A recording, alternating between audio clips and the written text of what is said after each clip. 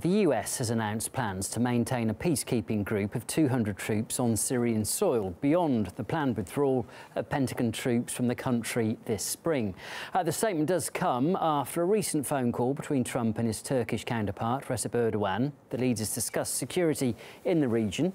There are currently some 2,000 American troops in Syria. In December, Trump announced the withdrawal of US forces there, but their pullout does now seem less than certain. It should be formally announced sometime, probably next week, that we will have 100% of the caliphate. But I want to wait for the official word. I don't want to say it too early. We have won against ISIS. We've beaten them, and we've beaten them badly. Now we've won. Time to give our brave warriors in Syria a warm welcome home. You could, in that vacuum, see a resurgence of ISIS, see a resurgence of terror groups like Al-Qaeda. We'll come back if we have to. OK, well, let's get the thoughts now of international affairs commentator Jonathan Steele. He joins us from the UK. Jonathan, good afternoon to you. Some might ask, what is the point of keeping just 200 troops in Syria? I mean, how effective could they be? Well, they're a tripwire, I think. I mean, the main problem is that the Turkish authorities, President Erdogan has threatened to move Turkish troops into the whole of the northern Syrian area to wipe out the Kurdish forces there, which he considers to be terrorist. I was talking actually yesterday in London to one of the Syrian Kurdish political leaders who was here on a visit to see the British government, and she was saying that the Kurds are willing to move their forces 5 kilometers back from the Syrian-Turkish border, provided there are peacekeepers or some international force in the buffer zone to protect them against the Turks. So do you think... So we'll have to see. There are discussions going on in Washington about all this, and obviously with Moscow and with Erdogan, and we'll see what comes out of it. Sure. I mean, this latest announcement did come after Trump spoke with Erdogan. Do you think it's a deal that they struck then?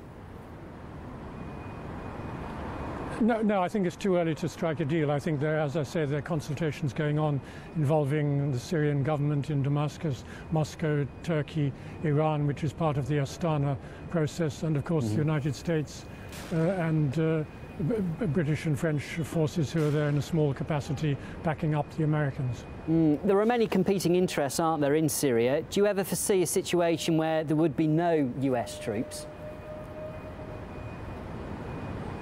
Well, I mean, Trump has said that they've defeated IS, and they have done militarily in the sense that they have almost no territory left. The last sliver of territory probably will fall next week, as Trump said.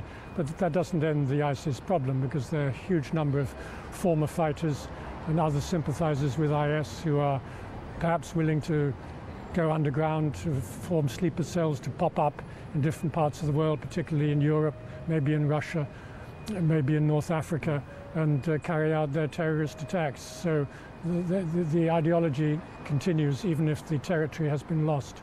Sure. Wouldn't the Syrian government, though, or the armed forces that they have, be enough to counter that problem?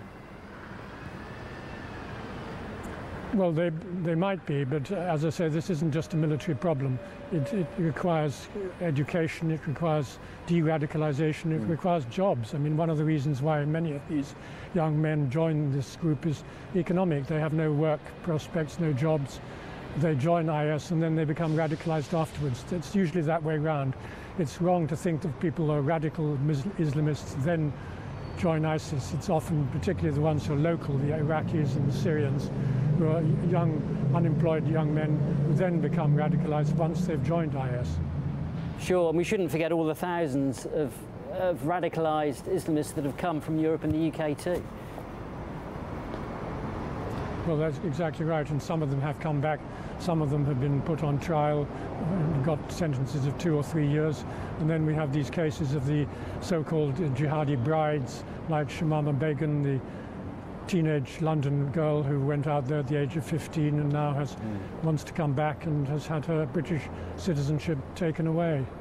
Sure, it's a complicated situation, isn't it? Jonathan, always good to talk to you. We're going to have to leave it there. That was Jonathan Steele, international.